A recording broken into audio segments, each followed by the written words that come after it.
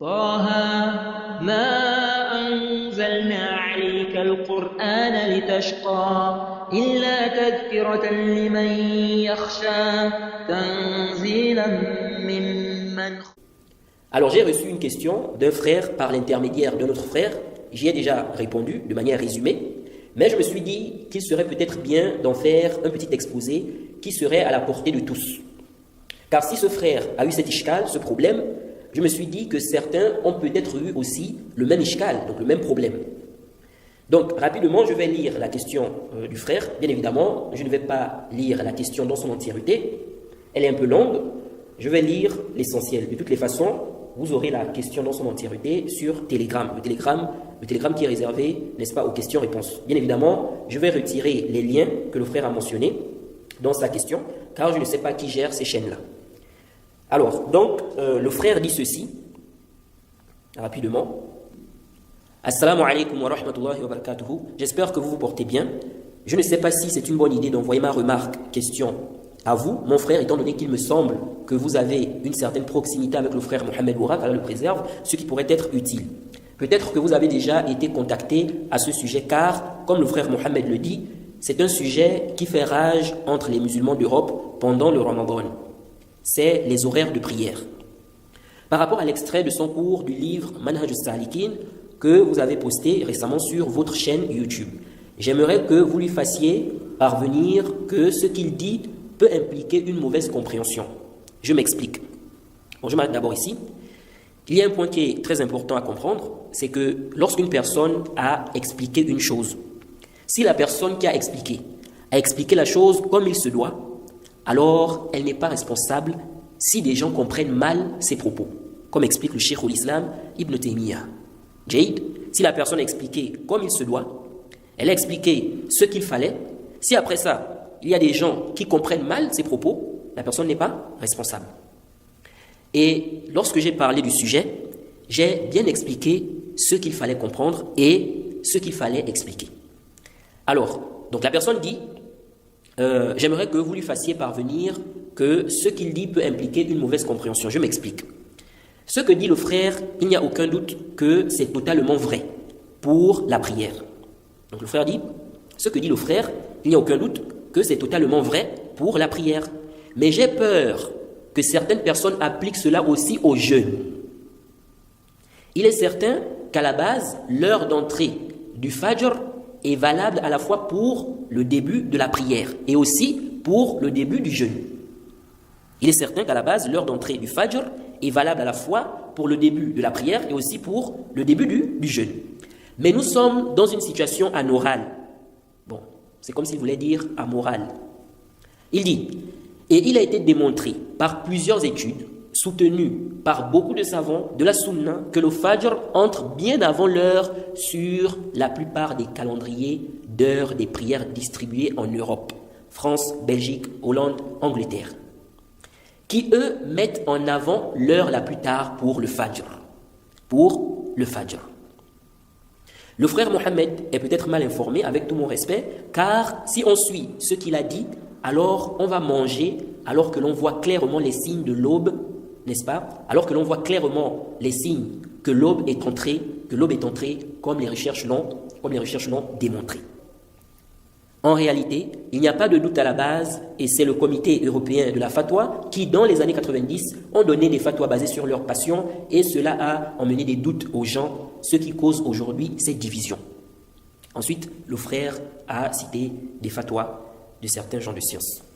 Alors, en résumé, pour ceux peut-être qui n'ont pas compris, lorsque j'ai parlé du sujet, par rapport à la polémique qu'il y a sur les calendriers, est-ce que c'est 12 degrés? Est-ce qu'on prend 18 degrés? Est-ce qu'on prend 15 degrés? Ça fait beaucoup de polémiques, surtout pendant le Ramadan.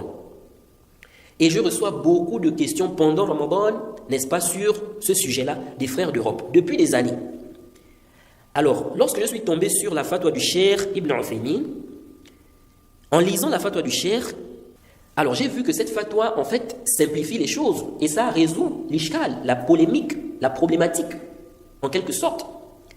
Et donc, à partir de là, c'est la réponse que je donne aux frères qui me posent la question sur la polémique là. Je leur dis quoi? Je leur dis de prendre ce qui est plus tard de ces horaires-là. Alors, je suis conscient qu'il y a aussi la problématique du jeûne. Donc le fait d'arrêter de manger à l'entrée de l'aube. Alors, qu'est-ce qu'on fait? Est-ce que ici aussi, on va dire, on prend ce qui est plus tard, donc de ces horaires-là? Je suis conscient de cette réalité. C'est pour cela, qu'est-ce que j'ai dit? J'ai dit, et même dans l'audio là, j'ai dit, tu as le droit de manger tant que tu doutes. Est-ce que l'aube est entrée ou non? Tu as le droit de manger. Jade? Donc comment on fait pour, n'est-ce pas, le jeûne? Concernant le fait d'arrêter de manger. Ici, nous disons, tant que tu doutes. Si tu doutes, est-ce que Fajr est entré? Est-ce que ce n'est pas du tout entré? Nous disons, tu as le droit de manger, de boire, jusqu'à ce que tu sois sûr que le Fajr est entré. Jade? Donc tu as le droit de manger tant que tu doutes. Mais si maintenant les preuves sont claires que le Fajr est entré, tu vas continuer à manger? Non. Donc tu vas dire ici par exemple, je peux continuer à manger parce que je veux prendre ce qui est plus tard de ces horaires-là, alors que les preuves sont claires que le Fajr est déjà rentré.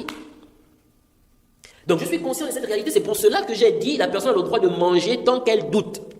Tant qu'elle doute. Étant donné que les frères et les sœurs sont dans la confusion concernant les calendriers. Donc, les gens sont dans le doute. Est-ce que c'est ce qui est sahih? Est-ce que c'est ça? Tant que tu doutes, n'est-ce pas? Si tu doutes, est-ce que Fajr est entré? Fajr n'est pas encore entré. Tu as le droit de manger et de boire. Naam. Maintenant, si les horaires qui sont mentionnés dans les calendriers par rapport à l'entrée de Fajr, si ces horaires-là, s'ils ont mentionné une heure qui est tard, donc le Fajr entre bien avant. Les preuves sont claires sur cela. Si les preuves sont claires sur cela, à ce moment-là, tu ne peux pas te baser sur le calendrier pour arrêter de manger. Tu ne peux pas te baser sur le calendrier pour arrêter de manger. Jade? Alors, je ne sais pas comment les gens comprennent les choses. Alors, concernant la prière d'abord, j'ai dit aux frères, prenez ce qui est plus tard de ces horaires-là. C'est ce qui est sahih ici. Du moment où vous êtes dans la confusion, vous êtes dans le doute. Du moment où il y a des divergences. Ce n'est pas ma parole à la base. C'est la fatwa du Cheikh Ibn Uthaymin. Le Cheikh Ibn Uthaymin dit quoi? Il dit, dans Al-Sharh al-Mumti', au tome 2, page 52 à 53. Écoutez très bien. Le Cheikh dit, وَالْعِلْمُ بِالْوَقْتِ يَكُونُ بِالْعَلَامَاتِ الَّتِي جَعَلَهَا الشَّارِعُ عَلَامَةً. Le Cheikh dit, la connaissance des horaires se fait par les signes qui ont été mis comme signes permettant de connaître les horaires de la prière par le législateur. Jade? Le Cheikh dit, donc ça veut dire que la base, ce n'est pas, n'est-ce pas, les montres, les calendriers, non, ce n'est pas ça la base. La base, ce sont les signes qui sont mentionnés dans les textes. Les signes qui sont mentionnés dans les textes. Maintenant, à partir de là, on va régler les calendriers, les montres là. Par rapport aux horaires. Sinon, la base, ce n'est pas le calendrier ou bien, comment on appelle, les montres. Ensuite, le Cheikh nous cite les horaires de prière. Il dit, le zuhr, c'est lorsque le soleil quitte le zénith. Et on a expliqué ça dans Manhaj al-Salikin. Il dit, le asr, c'est lorsque l'ombre a la même taille que la personne, donc le début. Après l'ombre du zawal. Tout ça, on a détaillé ça dans Manhaj al-Salikin. Il dit, le maghrib, c'est lorsque le soleil se couche. Et le aïcha, c'est lorsque le crépuscule rouge disparaît. Le fajr, c'est lorsque l'aube entre. Donc, deuxième aube. Jade, pas la première, celle qui est mensongère.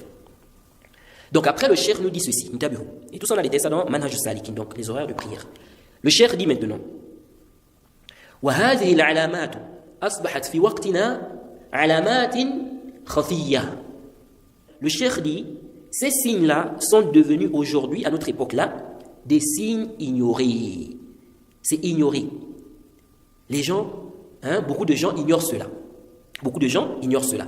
Le cheikh dit, ces signes-là sont devenus, n'est-ce pas, à notre époque-là, des signes ignorés. Combien de personnes connaissent les horaires des prières?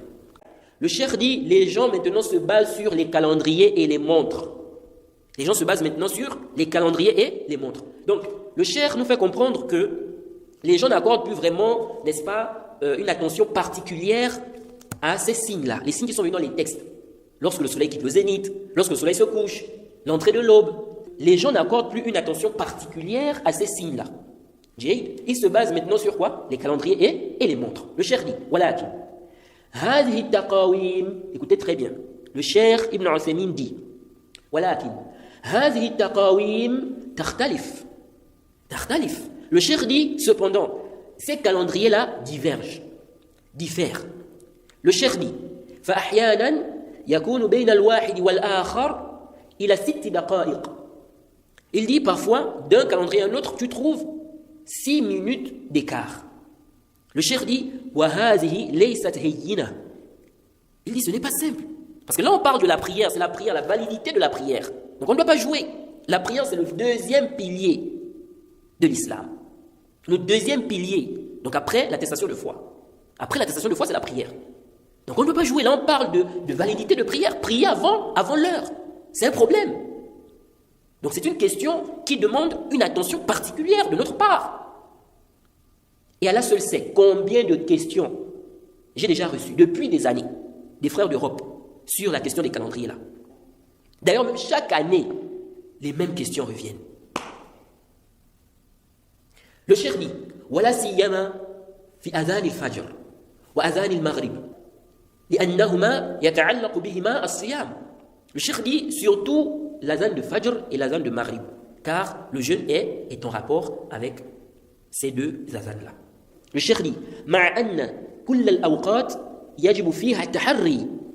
Le cheikh dit, pourtant, sachant qu'il faut chercher, il faut fouiller. Il faut, n'est-ce pas, faire des recherches pour chaque heure.